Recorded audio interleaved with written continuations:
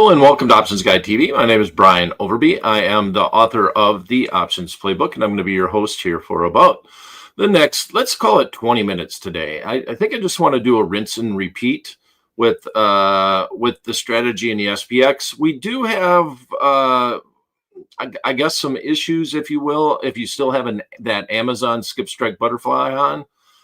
That does right now. It's trading right at our lowest strike on the call side of things, which means that it's close to where we want it as far as the butterfly is concerned, but it's got there a little bit quickly. So I can look at that trade and take a peek at it and see what we're not going to do much with it, but we'll just take a peek at it and see where it's at. In the SPX, if you did the trade on Monday, that worked out well. It didn't land within the strikes, but there were many opportunities to get out. I put the trade on. I paid about $6 for the trade, and I ended up getting out $1.50 higher about 2 hours later. So if we start by going let me outline the trade first. In the SPX, all the options have expired, but at that point in time, the market was right around 61.80 in the SPX. And I guess we can run to there right now. Right now, the market is 62.13.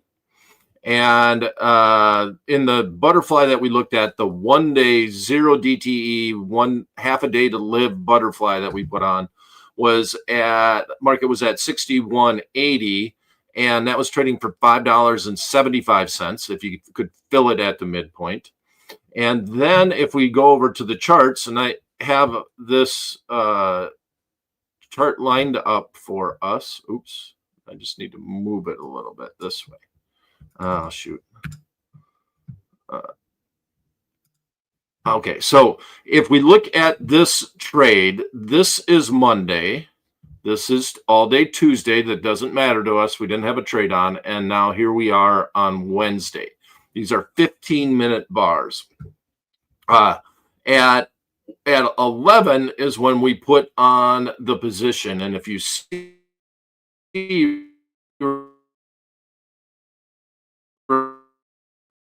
well, here, yeah, there we go. It was 61.82 is what I'm showing right at about 11 o'clock. Well, the market ran up. We didn't want it to go above 6,200, which is all the way up here. And it didn't do that until the final hour of the day. I got out in my own account when the market came down, and it was probably right on this bar, and it hit 61.80, and that is 1:30, 2 o'clock. So 13:30 in Army time is 1:30, 2 o'clock would be there. So this is the first opportunity to get out. It was at that strike, and I got out. If you hung around for another hour, you might have made another buck, and got out at 2:30. Market was here. You wait till about the only time the market really gets bad on this is if you're here at the very end of the day. We're at 6,200, and that's 5. So that would be 4:19 or 3:19 Eastern time. And then if you once again, pigs get slaughtered, right? If you hung around to the end of the day, you finished out of the money on it, right? We finished at the high end of this candle, which was just above the 6,200. So very good trade. The trade would have been a little bit tougher if we did it on Tuesday. So I want to make you aware of that. So here's 11 o'clock. We're doing a 20-point wide range. If we put it on at around 11, the 61.84, and then it ends up closing above 62.10. So you would have had some time in here that you might have been able to get out, but you would have had to have a crystal ball. When it got up to this height, you would have got nervous. And that's the hardest thing about this trade is this pattern's simple, right? The market goes a little bit up, goes a little bit down, comes back to your strike, goes a little bit up. That's simple. But once you get to this level, which was our long strike, 6,200. Well, now you got a real tough decision. If you were still in this trade on Monday, if you were still in our zero DTE, 20-point wide, SPX, call butterfly, and the market hit 6,200 right there, you got to get out, right? You're no longer going to be in the trade. You don't want it to end up like it did, continue on up, and you finishes worthless, and you would have lost your $6. So for sure you're out here, but you should have easily been out, especially when it hit the strike this time, and then it hit the strike this time at 2:30. Definitely want to get out at that point in time. And once again, when I set up the trade and we talk about the trade, making $1 on a 1-day trade is a good trade. It's a solid trade. You paid $5.75. I sold mine for about $7. I think it was $6.95. Very rarely put things right on round numbers. I just have a feeling like a lot of people are putting it in at $7, right? So I put it in at $6.95. I don't know. It's just the way I do it in general. I very rarely fill things right at a round number. All right. With that said, I want to do it again today. I'm more interested in it today because we're centering right around, all-time highs again. So I want to do it at the money, but I found something very interesting. And I do know the VIX came off, but I went back to try to look at where the actual volatilities were for the options that we were trading. But for some reason, this zero DTE spread that we're putting on at the exact same time 2 days later is now trading for $8. I can't explain it except for obviously the only answer ever is a change in implied volatility. So I want to go right at the money on this one, and the market was at 62.15. We have it trading here for $8, and this is the second. So these are 1 day to live, and today's date is Wednesday, July 2nd.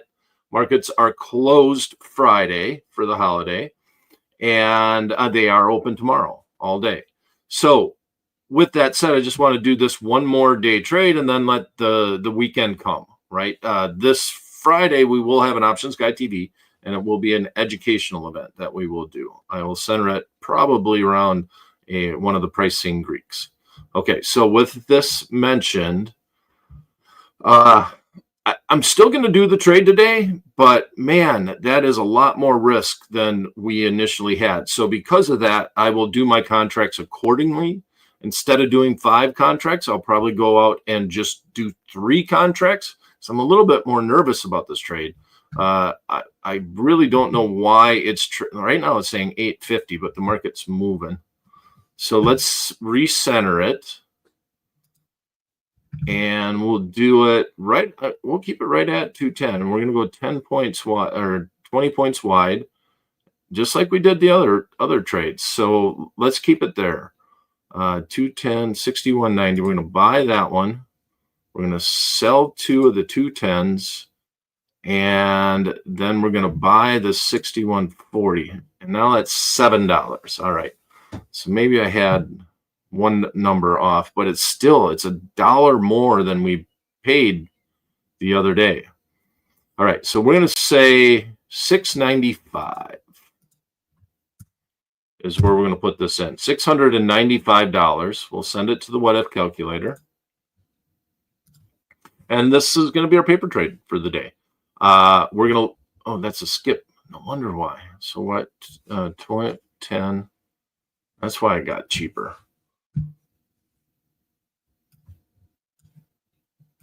Let's remove that leg, go back to the trade ticket, 610, 620, 630, and buy that one. Yeah, it's back to $8. Man, that's expensive. Huh. Well, let's still do it. Now we got to put it in closer to 805.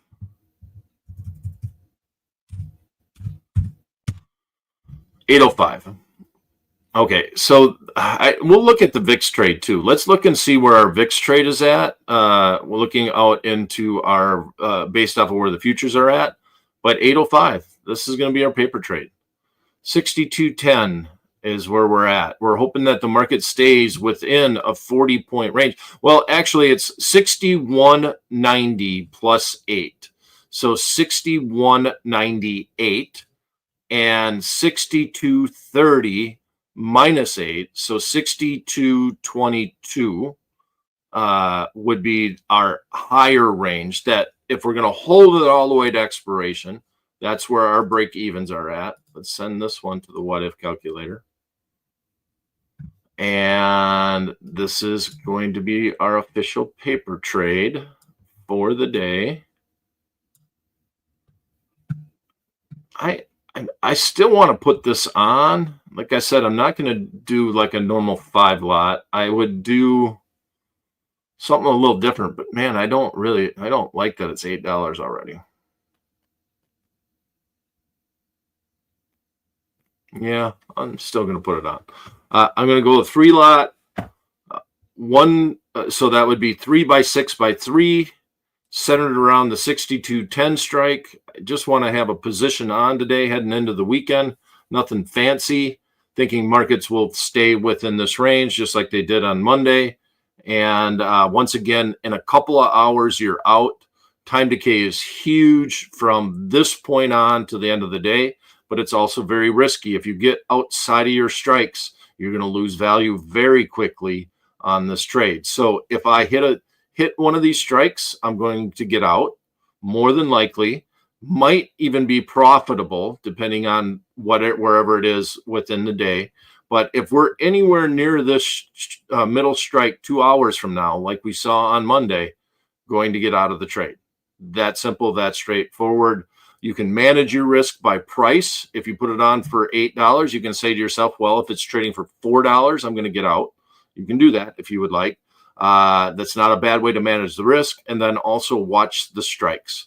Once it gets outside of that range and expiration is approaching extremely fast at the end of the day, you're going to lose value quickly. So if I get to the strikes, I usually want to get out of the trade anyways. That's when you got to make that tough decision, even if you're not quite down half on the trade. You just don't want that thing, the market to go beyond these strikes inside these prices. All right, let's go back and take a picture at the VIX. I see a couple of comments. Monday's expiry turned out great, but if you lingered, it came back to bite you. All right, thank you, Anthony. Very true. You exited at you did not. Anthony, that's exactly when I exited, and for almost the exact same price. I think I got $6.95. Very interesting. Very interesting. But looking at this, it's befuddling to see why would the exact same trade, like keep looking at it like, did I set it up wrong? I've done that before here on Options Guy TV. But we're the July 2nd expiration, July 2nd, 0 days, 0 DTE, 160, 6190, and that's 20 points, and that's 20 points. And it's trading for 820 right now. Wow. I mean, the VIX is down, and we did see a drop in volatility, but man, my screenshot didn't have the actual volatility of the option contracts on Monday. But yeah, kind of surprised. Now, a lot of times if I'm doing a 0 DTE trade, I'd like to do it a little bit earlier, actually put it on the open.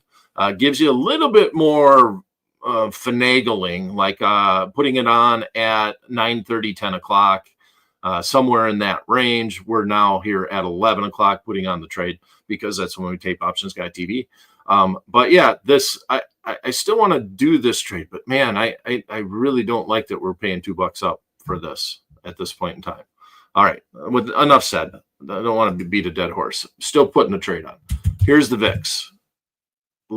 Our July 16th trade is right here. We sold the 18 and we bought the 16, and we currently have the futures contract is about 1850. So it's down a little bit at this point in time. $1, yeah, it's right about here, 1850. When we put it on, the market was trading closer to 1975. So this trade, let's see how much we may be down on the trade. We sold this and bought that. 69 cents. We're actually doing fairly good on that trade. When we put this one on, I think we put it on for 60 cents. So we're down 60 or 65. I'm not somewhere in there. So we're down just a smidge on the trade. Still got a lot of life to live. 14 days, and the VIX is a lot of life. We're markets at all-time highs. You'd think volatility would come down a little bit, but the futures are staying sticky. The futures aren't as excited about these new highs as the current marketplace is. So if we're going all the way out to the August VIX, kind of interesting, because I'm thinking about getting long one of these call options. I know Anthony has brought this up a couple of times on the show.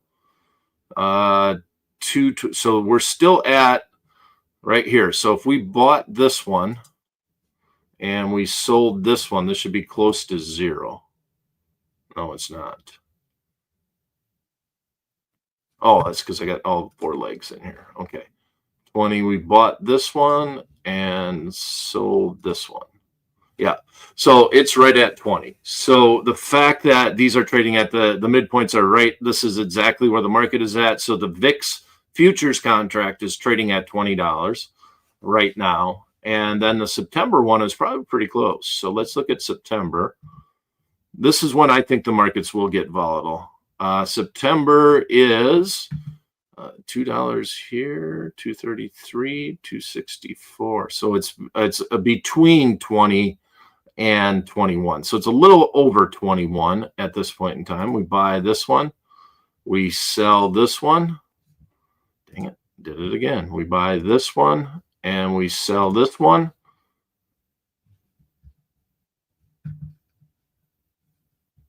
Sell it. 62 cents. So, and we bought the 20 strike. So it's at 20.62 right now. The futures contract. It's trading somewhere close to $20.62. And the August one is at $20.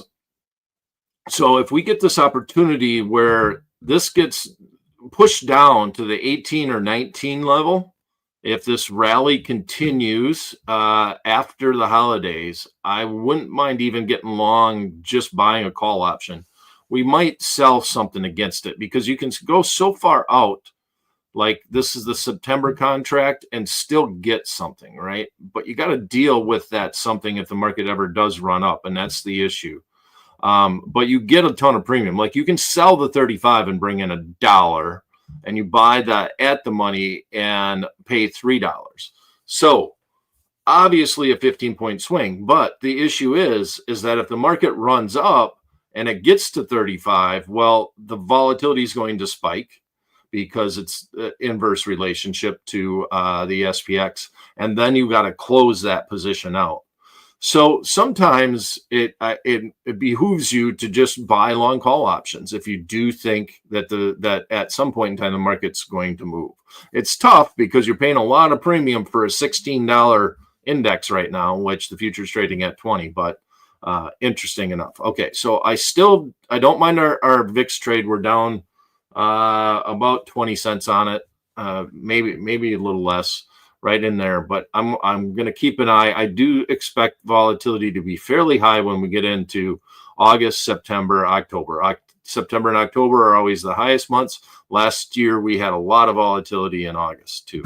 All right, so that's it. We can look at the Amazon trade real quick. Like I have it down here, AMZN.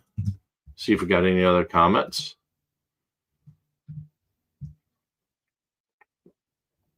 $260 here. Yeah. So so the market when we did it was the July 18th expiration. And we looked at the 220, 222 and 227.50. So we should be down on that trade a little bit. I'm looking at the price is what I'm looking at. I didn't write it down. Amazon.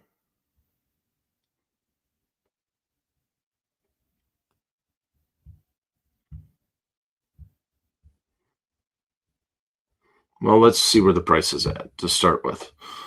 It was a fairly small net credit to the account. We bought this one, sold that one twice, skipped this, and bought that. Right now, so it's 65. So we're down a little bit on the trade. I think we did this for we're 2.5 points wide, so we did it for probably 20 cents, and we're trading for 65 cents right now. We still got a few days left. We got 16 days left in this trade. I would probably look to close it. Yeah, let's call it closed. Let's flip this one. I didn't have this position on, but we would flip the script. You're going to sell that one. You're going to buy this one. And then you're going to sell this one. Paying 69 cents for it. You're down about 49 cents on the trade. The hedge helped here, obviously. We're too far away from expiration. We got 16 days remaining. It's at our long strike on the 220. If it goes to if you want to give it a little bit of a leash, you let it go to 222.50, but you don't let it go beyond that. So if we do get the markets to go down a little bit, that's fine. Nothing wrong with that if it starts drifting down. But either think about getting out now, but don't let it go beyond the strike. That is the way that I always approach my out of the money skip strike butterflies. Usually do them on a shorter time frame. I don't know. I think we were on a whim and just decided that vol premiums were high. I kind of assumed that Amazon was going to, but there it is. Yeah, 20 cents. Yeah. So I did all that work just to find out that it was what I thought. At the time I took the screenshot, the mid was 16 cents, but in the limit price, I had 20 cent net credit to the account. So 70 cents, 20 cents. So we're down 50 cents on the trade, and I would probably just exit it right now. And then we'll stop looking at this trade. Okay. Any other questions that we have? No. All right. I'm going to do it. I don't know. I guess I'm talking myself into it, even though it's expensive today. I mean, if I refresh the quotes, does it change? 62.12. Okay, we did the 210. We were at the 210. So did we send that to the what if calculator? Let's see where it's at. It's still $8, or is it more? God, it's 8. Now it's looking like 8.10.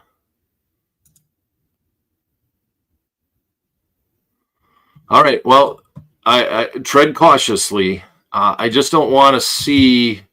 It's just a lot of exposure. So, like I said, I'm going to cut down the number of contracts. If I would normally do 5 butterflies, I'm going to go down. I will probably do 3. I'll probably do 3 today, and have a trade on and have the position on.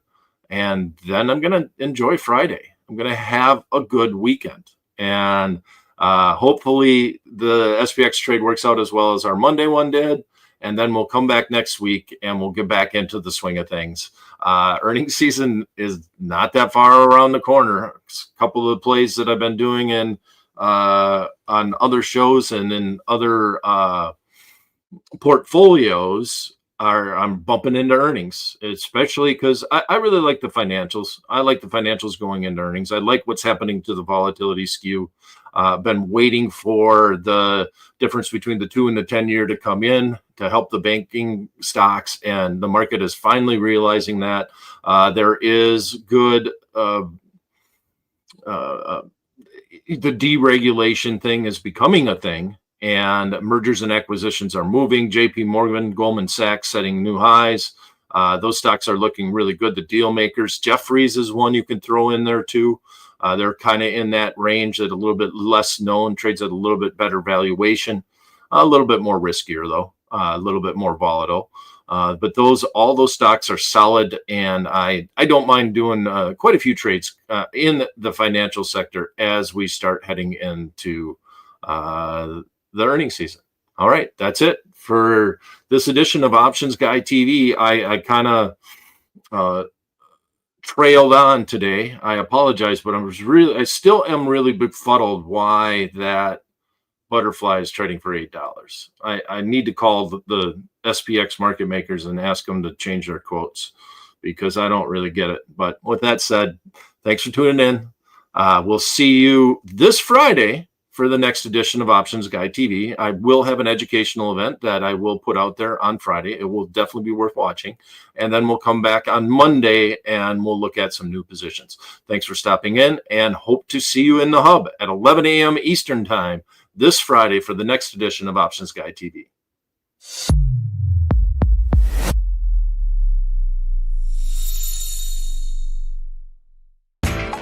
You know how the financial world goes. Here comes the buzzkill. Please make sure to take some time to read this boring disclaimer. We will owe you one.